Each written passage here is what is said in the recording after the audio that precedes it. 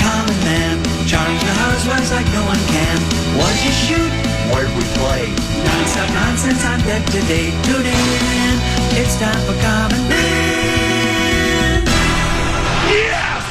Why should anybody aspire to be a common man, an average man? Do you realize what it means to be average? That means you're the best of the lousiest, and the lousiest of the best. Now, if we demand more and more for producing less and less, while the have-not nations encourage and inspire and indeed require hard work and maximum effort, if we deify the common men while they encourage and reward the uncommon ones, well, the end result of such a lopsided race as that is too obvious to require elaboration. I mean, it's like, hello? Welcome back to the spotlight, young man. The Skatriots have returned 4-0-2. Tennessee, they're on pace to, what's it go, undefeated. You can't argue with the math. Can you do the math? Technically unbeaten as opposed to undefeated. What does it say in the L column? Well, in the shootout overtime L column. I don't care about that. In the regulation L column, there's 0. What does it say? That's a 0. This is 0.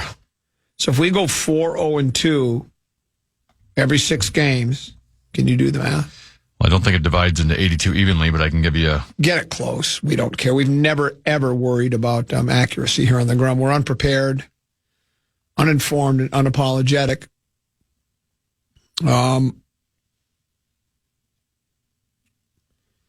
This is our year, Semisonic. This is our year. And it happened again, Tennessee. You, Fallness, Russo, Gorg. We're on pace to be 55-0-27, by the way. Wow. That'd be the greatest record in the history of the National Hockey League. Yes. Once again, Tennessee, you, Russo, Gorg, Fallness, et al. Micheletti. It's gonna.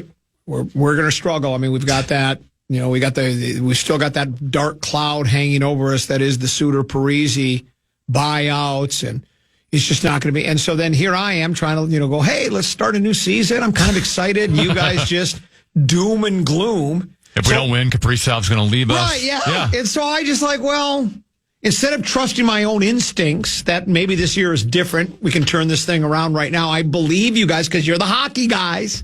State of hockey. And if I would have listened to you guys, and I did, I became depressed. But now I don't. Now I'm out of my depression. This could be our year. Yeah. It was our toughest test to date. You're playing the defending Stanley Cup champions. This is the Wild's longest point streak to start a season in 15 years. Mm-hmm. They're one of only 2 teams in NHL history to not trail in regulation in the season's first 6 games. That's astonishing to me. What is the all-time record? Do we know? Do we have any indication? Yeah, I just saw it today. Is it within our? Well, obviously it's within our grasp. So the Wild are currently at 360 minutes. Okay, where they haven't trailed. The record is the 1969-1970 Boston Bruins. Ooh. They went 457 minutes and 21 seconds. So got a ways to go. Not that much, though. Well, I mean, it's less than 100 minutes. So I mean, if we go 2 more games where we're leading the entire game, they're going to break the record. Who would have thunk it? If at the season started, Tennessee, I would have said to you, I got this Nostradamus for you.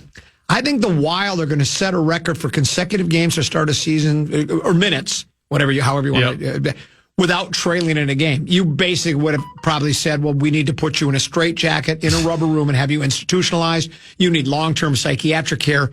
And even then, there's very little hope. And yet, here we are. And it looks like so we just basically need to get 5 periods. 5 more periods. It appears that we finally have a first line that's worth puffing our chest out with pride. Zooks. I call him Zooks. What do you call him? Zookie. Oh, you call him Zookie? Zookie, yeah, I got a good vibe with him. I call him Zooks. Gadzooks. I'm going to start calling him Gadzooks. Every time he scored, if I was a play-by-play guy, I'd go, Gadzooks! leads the team with 4 goals. Kaprizov leads the team with 8 helpers. And only He's 4th in the NHL in helpers. Only 3 players in the NHL have more helpers than Kaprizov. He has 4 multi-point games. That's tied for 2nd in the National Hockey League. And Martini and Rossi, do you roll the R? We've discussed this, haven't we? I roll the R. Can you roll your R's? Well, with him, the debate was Rossi or Rossi. Can you roll your R? Rossi. Yeah, see? Rossi. Because I was reading another story about another player. It wasn't Rossi. It was somebody else. Because, I like to do the pronunciation bit. And they asked the player, he said, well, if you can roll your R, I wish I could remember who it was, but if you can roll your R, could have been an NBA guy, I don't know. If you can roll your R, then it's Rossi. If you can't, just go Rossi. But I can roll, and you can too. Can you roll your R? Do it again. Rossi. Can you do it in a falsetto? Rossi. See, look at how good that is. You have some talent. It's an odd gift. That's my talent. It's an odd gift, but you got something. Rossi has 3 goals and 3 assists. That's a career-long streak of 3 games. Career and a career-long assist streak of 5 games. Right? 3 games for goals and then 5 for assists. Point streak, I think? Yes, point streak. I'm about to say something controversial. That's interesting. I think the Kaprizov, Zooks, Rossi line is the best since Lemieux, Yager, and Stevens. And if you think that's controversial, I think it might be better than Gordie Howe, Sid Abel, and Ted Lindsay. Oh my gosh, give me more. I said it. Above average at that. I said it. I said it. I did. I said it. I'm not afraid to say it. I'm not afraid to say it. It's all coming together. And did I read Sarah's piece where it was like Caps? Do we have a nickname for him? Kaprizov. Yeah, no nickname. Well, the debate has always been Kirill the Thrill, or I'm a big Dollar Bill Kirill guy. Dollar Bill Kirill. That's what his teammates call him. Okay. Dollar. And he's money. Let me ask you this. Dollar, did I read that right? That he could have scored, but decided to dump it off and give the goal to, was it Zooks? That would have been the Zuki one. Yeah. That he could have probably scored. Maybe. But he decided, yeah, I mean, he got the goalie. He basically started out in front of the goalie, went all the way around, got almost into wraparound position. The goalie was far out of the net. And then, he passed it out to Zuki for just virtually a gimme. Well, I like that in basketball. I've watched a lot of basketball over the years, particularly when baby brother Peter was playing travel basketball, high school basketball, and AAU. I always liked if there was a fast break, a guy tips the ball away, loose ball, and then 2 teammates are going down the court. Mm-hmm. I always liked when one guy would just give it up to let him make the points. Be a good teammate. Yeah, just go, you know what? I'll let you get the bucket. I don't need it. I don't judge myself by how many points I score. It's how the team does. And it was always interesting to see. So, Tenneby, I'm starting to believe it now. I never did before, but I'm starting to believe that a blue line runs around this state. It's a line that can't be crossed. I think it's a line that can't be crossed. I think we've cut our teeth in the penalty box. And we didn't last night. We weren't even in the penalty box last night. We don't cut our teeth in the penalty box. And who is the referee? Our mother. Our mothers were the referee. We are the state of hockey. Basketball community ain't going to like what happened last night. We'll get to that as well. That was an awful. I know it's only one game, but it's just an awful performance. It doesn't send a good message. Plenty to get to today. We'll start, though right now, actually, we'll end this segment with a keyword that Tenneby's got for you. Yeah, the fan and 2 men in a junk truck want to give you a shot to put $1,000 in your hand with our national cash contest. Enter the keyword win at KFAN.com now for a shot at winning. That keyword is win. Enter now at KFAN.com. We're the state of hockey, and I think that proves it. So, Fan.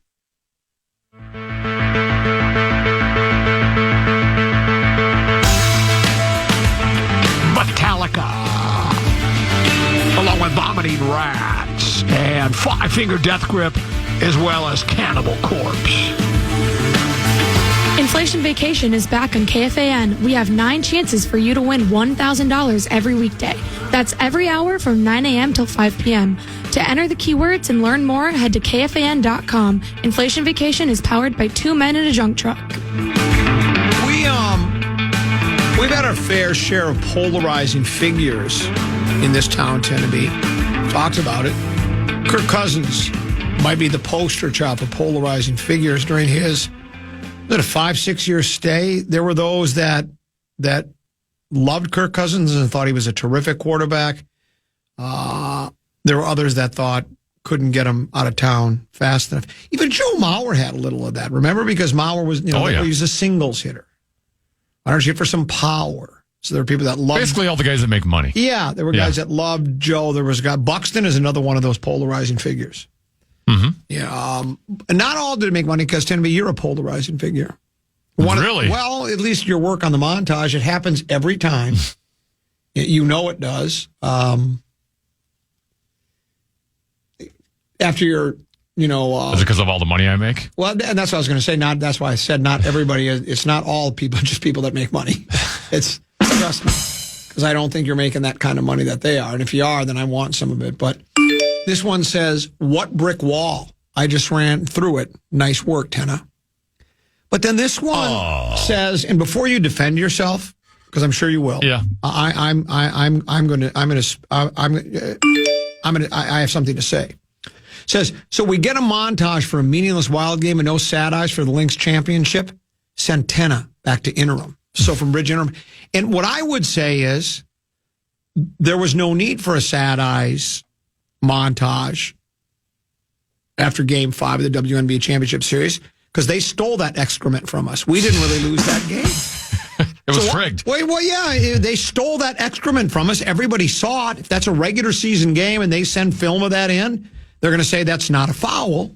So we didn't really lose. There was no reason to do a sad eyes. We should have played a song. Is there a song, Mad as Hell, and I'm not going to take it anymore? Well, we're not going to take it. That is the one we should have played because that's what happened there. So, but I love your work on the montage today. And I like, someone said, someone sent this one. Let's see if I can find this one again. Well, whatever. It says something to the effect, they think the montage songs haven't been as good as we've had in the past. And what I'll say is I like that you're mixing in some new stuff. You're changing it up a little bit. Like have we used this one before, We've used it once before. Okay, but I like it. And then what did we use? But it's also, to the previous point, it's 6 games in. Yes. I'm not going to bust out nothing's going to stop us now. Right. Game 6 of an 82-game season. Though I don't think anything is going to stop us now. What are we on pace? If we continue at this, what's our pace? We're on pace for 55-0-27. You are. Which would be 137 points. Are you familiar with the Nitro line, Tennessee? The Nitro line? The only Nitro I know is from American Gladiators back in the 1990s. Boston Bruins, 1967 to 1975. Phil Esposito, Wayne Cashman, and Ken Hodge. You familiar with that line? I know Esposito. I don't know the other two. They called it the Nitro line. They led the Bruins to 2 cups, 1970 and 1972. And with that trio, the Bruins never missed the playoffs. That's how good they were. You familiar with the MVP line, Tennessee? The MVP Sounds line? familiar. Tampa Bay Lightning. Do you know what that line was? Vinny Propsall, Vincent Leclerc, and Martin St. Louis. Marty St. Louis. Yeah, Martin St. Louis. How good was that line? They were pretty good. How many ships did they win? I know they won 1. Well, Is the that all span they of won? 2 seasons, this trio put up 497 points between them. LeCavalier, how do you say his name? LeCavalier won the Rocket Richard Trophy in 06-07 with 52 goals. Are you familiar with the Kid line? As in Sid the Kid? No, it's just the Kid line. Anaheim Ducks. Dustin Penner, Ryan Getzloff, and Corey Perry. Yeah. The Kid line dominated at 2 different points in the Ducks timeline. At 21 years old, Getzloff and Perry were the top 2 scorers for the Ducks in the 2007 postseason en route to a Stanley Cup. They had a pretty good run together. Are you familiar with the Perfection line? No. Boston Bruins in the 2010s. Patrice Bergeron, Brad Marchand, and David, I can't pronounce it. Pasternak? How is it? Pasternak? Yeah, Pasternak.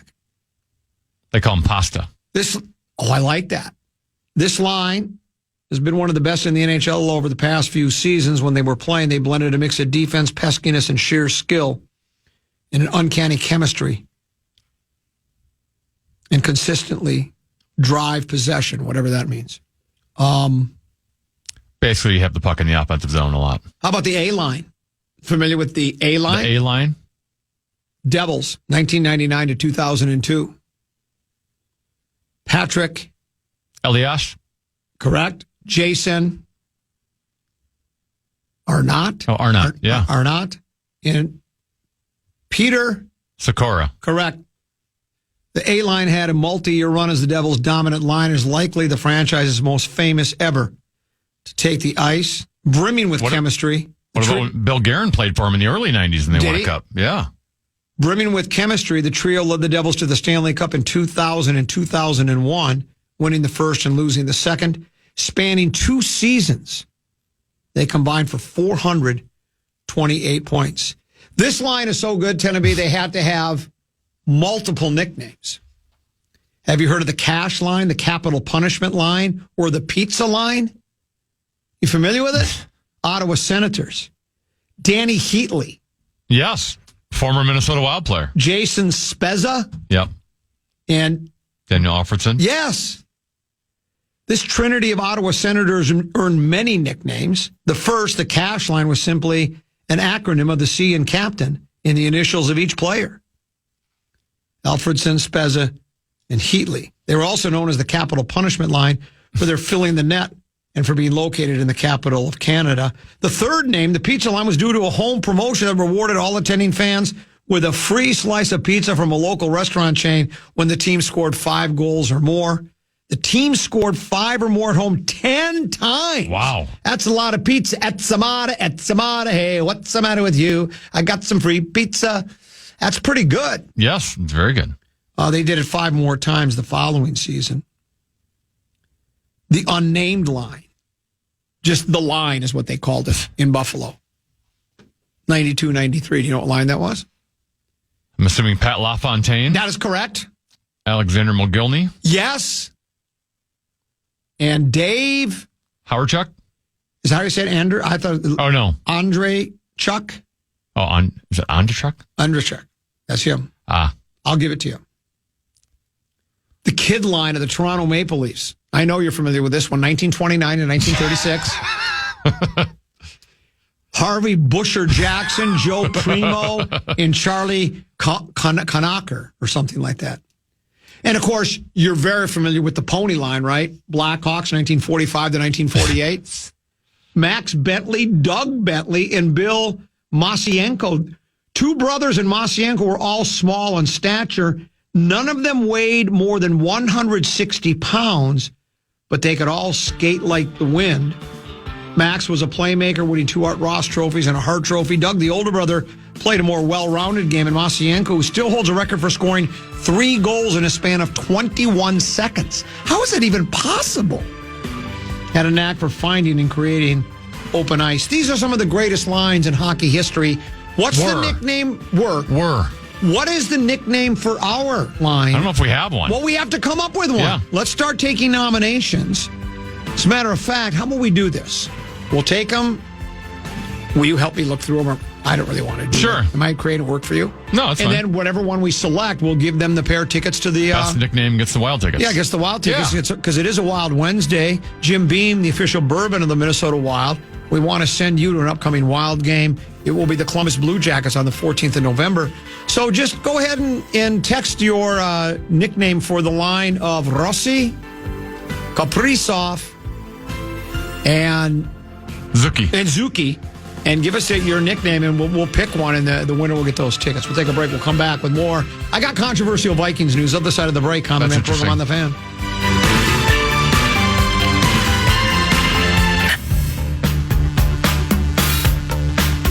Don't miss the high-stakes action as the UST Tommies battle the Golden Gophers at XL Energy Center on October 26th. Enter for a chance to win tickets to this game that promises to be unforgettable now at KFAN.com. Keyword contest. That's KFAN.com. Keyword contest to enter today. Tennessee, are you familiar with the chewed fingernails line? I am not. That'd be toes, cane, and hosa because you chewed your fingernails right down. Well, that's right. You don't chew your fingernails anymore, but they would. They would be the team. Timmy, I think I've won my own contest. I'm going to the game. How about this for the nickname for the Rossi, Zooks, and Kaprizov line? 3 deep. Brilliant. Think about it. It's genius. 3 deep. Never been done before. A lot of people are saying they're 3 deep. Kaprizov is the Moss. Right. Zuccarello is Chris Carter. Yep. And Rossi is Jake Reed. He's Jake Reed. Rossi is Reed. I wonder if you're supposed to roll the R on Jake Reed as well. Maybe. Do we ask him? We never did ask him. We've always had those. One other line that I should have brought up to me. Are you familiar with the Finnish sandwich? The Finnish sandwich? Esa Tikkanen, Jari Kurri, and the great one, Wayne Gretzky. I was going to say, you didn't mention Gretzky in any of those, well, did you? I was talking to Greg Swedberg, who's a great hockey mind, or at least thinks he is. At the risk of you losing your job, do you think Swedberg has any idea what he's talking about when it comes to hockey? I would say he's a great hockey mind. Just ask him. Okay, very good. He said anybody with Gretzky, because we didn't get to a line right. He goes, where's Gretzky? He goes, well, you could just put anybody with Gretzky. You could say Gretzky, Teneby, and Common, right, and it would be the greatest hockey line that's ever played. Because he said that at one time they had somebody on the line was just more like an enforcer just to protect Gretzky, right? They had somebody that really Marty McSorley was one of those guys. Right, so you put Marty out there with him. It's not because he's a great goal scorer. This guy's like, if you try to mess with Gretzky, you're going to be sore about it because you're going to have to deal with Marty McSorley. So, but it is now. Someone told me, is Winnipeg on pace to go 82-0-0? I knew Are they they were undefeated? I haven't seen recently, but I did know they were. Now, again, I would have to tell you again, and I'm not paying as close attention to the National Hockey League. Yeah, they're 6-0. I'm not paying as close attention to National Hockey League won-loss records as I once did. What is the greatest record? And for not points. I guess that's a whole other one, right? Because you could have points. Could be. You probably have to go by points. Yeah, but just like the most wins in one season in the National Hockey League, I'd be curious to know what that would be.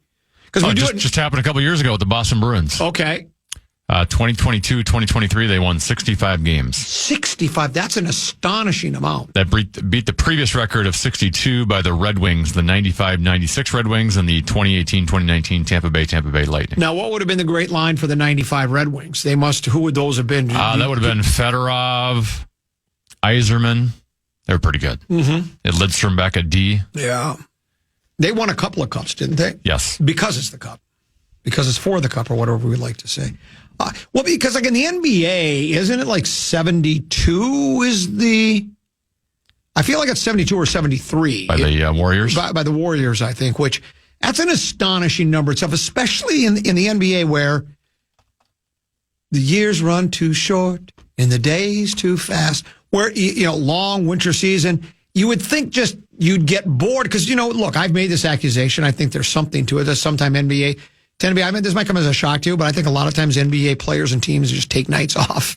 They just kind of coast when they know they can be. And then you get caught off guard sometimes by doing that. You just think to only lose 10 games in an 82-game season is a remarkable feat. I think the Wolves are going to lose more than that, tend to be. It was, I started watching it, but I fell asleep immediately. When those 9 o'clock starts for guys like me, I can't get through it. Royce did a brilliant piece. Patrick and I text and talk more than most people know, and I forgot to do it this morning because in my haste to get out the door, I didn't text him, but I will. He did a wonderful piece on the game last night. Very snarling and backbiting, which I love. It's what we're made of. But it was interesting. He pointed out that they actually flew in the Griffies, junior and senior, and had them sit courtside. Come on. Because wouldn't you compare LeBron and Bronny with very similar, isn't it? And Griffey. I mean, that's just trying way too hard, as Patrick points out. That is, Bronny did get into the game last night. He played for 3 minutes. Intentionally had both of them come in at the same time. Yeah, he was 0 for 1, and he didn't do very well. And like Patrick said at the very end of his piece, he says, the Griffeys were 180 degrees from this, where dad is a legend. He makes it clear he wants his son to get a contract, and the team says, yes, sir, which is exactly what happened with the Lakers in selecting Bronny in the second round. But Patrick sums it up quite nicely. I highly recommend his piece today. But the gamer itself, and let me dial it up here. I know it's only one game, right? I'm not suggesting, all is lost and, Aruga abandoned ship. But Chris Hine writes, Chris Hine is the beat writer for the soon-to-be NBA world champion Minnesota Timberwolves for the Fish Wrap Factory on the west side. It says, Los Angeles spoils Timberwolves season opener as Anthony Davis scores 36 for Lakers. The sticky ball that Wolves coach Chris Finch so deplores showed up for the first game after preseason when offense happened smoothly. Dateline Los Angeles says, for Timberwolves coach Chris Finch, Tuesday's season opening 110-103 loss to the Lakers felt like a repeat of the circumstances that led to a similar clunker in last season's opener against Toronto. Finch said, it was my biggest fear from an offensive point of view, exactly what we did last year. And there was, maybe this is an updated gamer because I think the first one talked about lack of effort. It's the first game of the season. And was there really a lack of effort? I mean, and if there was, it's like, how does that even happen? The first game of the season, wouldn't you want to hey, kind of excited to get back out there again? Yeah. Let's go at least give it the old college try if you don't give it the old pro try. But it wasn't. Yeah, when you're not trying game one, something's up. Yeah. Guard Anthony Edwards attributed the Wolves' loss to open looks not going in, but Finch saw chicken and egg quality to the views of the game. Yes, the open looks didn't fall, but Finch said that by the time those looks arrived, the Wolves had already spent too much time the first half of the game trying to find a groove. Wolves shot 41% overall, 32% from three-point range. Meanwhile, did I see this right? Did the Lakers shoot 61 three-pointers or something like that? That's what I could have swore that's what I read. That can't be right, can it? I mean, that's three-pointer every. Yeah, here it is. More. It's in Patrick's piece. Oh no, sorry, that was a different game. He was comparing to the Towns game because Towns playing for the Knicks, right? Towns and his teammates ran around in circles, allowed the Celtics to make an NBA record-tying 29 three-pointers in 61 attempts. You've got to be kidding me. That's the equivalent of Major League Baseball wanting to just hit home runs. I mean, I know the three-pointer. Look, hey, for every three-pointer you make 1 point more than a two-pointer, so I get it. But I just don't. That's not. Because that's all these guys do is just chuck up three-pointers. Basketball is just different than it used to be, and some people would say that's for the better. Other people would say it's not. I do miss the days a little bit of trying to get the best open look that you can possibly get, right. Whereas now it's not. It's just, well, if you're inside the arc at all, you better be getting a layup or a three-point, and that's just all they shoot because the analytics and Steph Curry have directed it that way. Conley, he had 5 points, 1 for 7 shooting. He was a team low -22. Edwards had 27 points, but it took him 25 shots to get there. Sure. And street clothes was. He's not too bad when he's actually in the game. Yeah, he was off the charts. He had 36 points, I think 16 boards, handful of assists. I mean, he was. By the way, do we need to start calling Kawhi Leonard street clothes? Yeah, because he's hurt as much as anybody. It's. And I wonder, and apparently from what I've read, the people I trust, and again, it is only one game, but the Randall guy we got, the Julius Randle. Yep. the ball stuck, and he was okay. And again, it's only one game getting us. It's like, it's just not a good way to start the season. You get that, because the Lakers, I don't think are really that good of a basketball team. But anyway, not to make excuses for the Wolves, and maybe I'm playing or pandering to the audience here, which is what we like to do. Yep. But when you make a trade as close up to the beginning of the season as they did, a very major trade, and you might have been planning your offense and defense around having certain players there, and then all of a sudden that gets uprooted, and you bring in new guys. Like, that takes time. It wasn't until the second year of Rudy Gobert being here where they kind of figured it out with Gobert. It took an entire year for them to figure things out. So I think there's going to be some growing pains here. And ultimately, the regular season, where they place in the regular season is not going to matter. It's how they can do in the playoffs. So you're telling me not to panic? Yet. Give me another game or two of that. Okay. I might be on that panic bandwagon. I just think a poor start, not necessarily against the Lakers, but a poor start in general was predictable. Yeah. Yeah, I guess you're probably right, because that is, when you'd built up this idea of, what we're going to do two big guys. It seems, I don't even know if Tim Connolly has ever came out and said, you guys are right, that's exactly what I tried to do, because everybody assumed that when he made the trade for Gobert, he was like, I created the Frankenstein monster in Denver, now I have to create something that can kill it. And he decided, I'm going to do it with two bigs. I'm going to do it with Gobert and Big Meow together. And it worked last year in that playoff matchup between the Wolves and the Nuggets in the semifinals. But then, of course, as we know, it's you got max contracts for a handful of players. You have big contracts for a handful of other players. Suddenly you're over the cap. The luxury tax kicks in. Then there's these various, I guess, what do they call them? Aprons. And so even if they wanted to, I think I asked you this question, or maybe I asked Rose, or maybe I asked myself, or maybe I made it up or never asked it. But, I know you can't take the money away, but I think they did ask you this then. But do you think the team would rather have gone back and tried to run it back a third time, forget, salary cap stuff? Or do you think it was also, it's money, but it's not working, and we want to go in a different direction and get somebody else that offers something different? I don't know. I think they would have rather had Towns, but sometimes I guess that's the intent of the luxury tax, so that teams can't load up and have those all-star teams. But I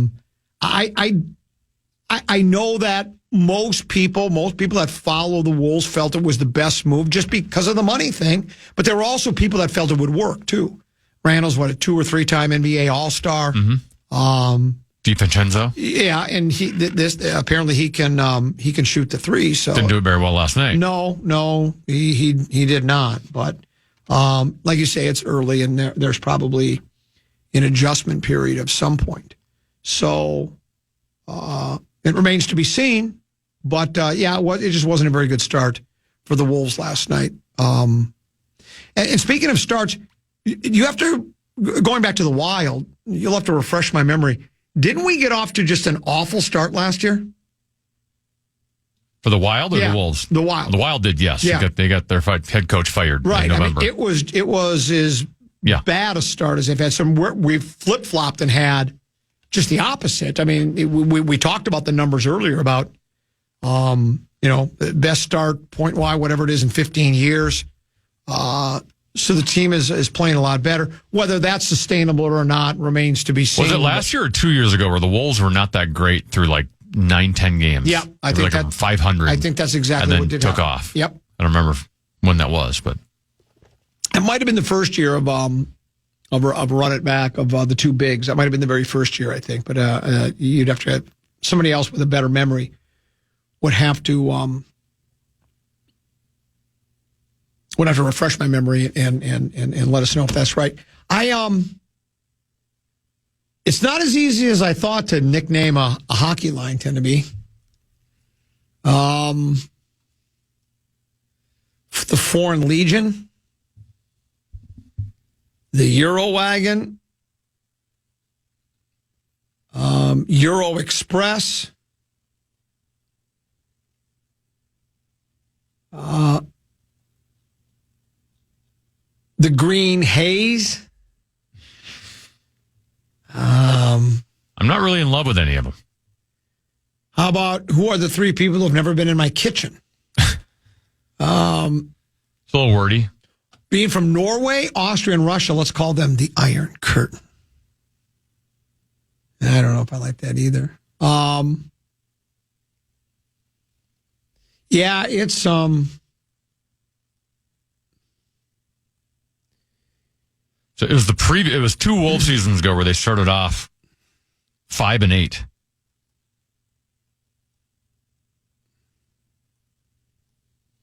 You know what I think we just might end up doing, Tenneby? Give the wild tickets to yourself? Well, we'll just give them away in a different way. I don't know if we... It's not working out the way I really thought it would be one of those things that'd be simple. Like the Finnish sandwich. Remember, we had that just a little while ago. Yeah. We had all those other names of those great lines from the thrilling days of yesteryear, but none of them really seem to have... The Thrill Ride? Green Slime Line? I'm still waiting for one that would... Got a couple of PSTs for you, Tenneby. Okay. And can you do PST nominee, the open, if you got it anywhere?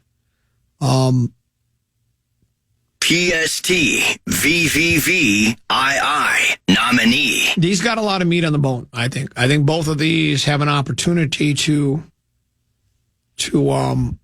and again, you know, it's up to Tenneby, or the committee, to decide what's worthy of being nominated for the preposterous, selected for the preposterous statement tournament. But this email came into common at KFAN this morning, or a little after midnight, 12:16 in the morning. Says, "Common, so watching the TNT post game, I heard LeBron say his advice to his son is to, quote, remember, nothing is given."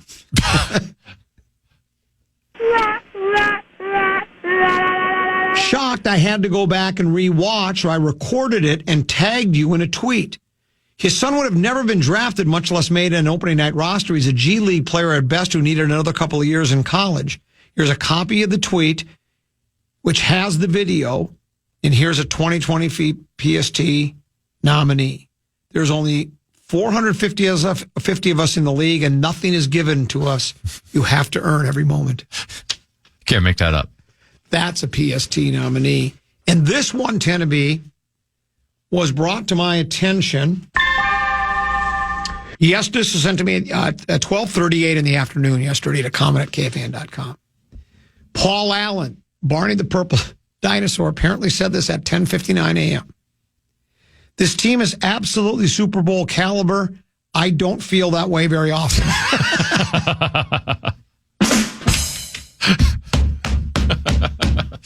This team is absolutely Super Bowl caliber, and I don't feel that way very often. These are two tasty. I don't feel that way very often. Yeah, I don't feel that way. Other than when it'll be the Vikings and the Falcons in the NFC. Well, he did say you're on your own after that.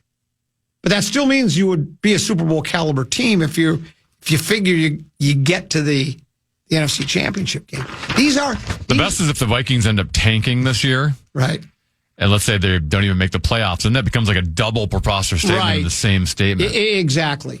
And these have, like I said, these have a lot of meat on the bone. These are prime examples of prime rib PSTs. I mean, these just, it's what we like to see. You can't even make that up. And so these are two very healthy preposterous statements, and we certainly hope that people will continue to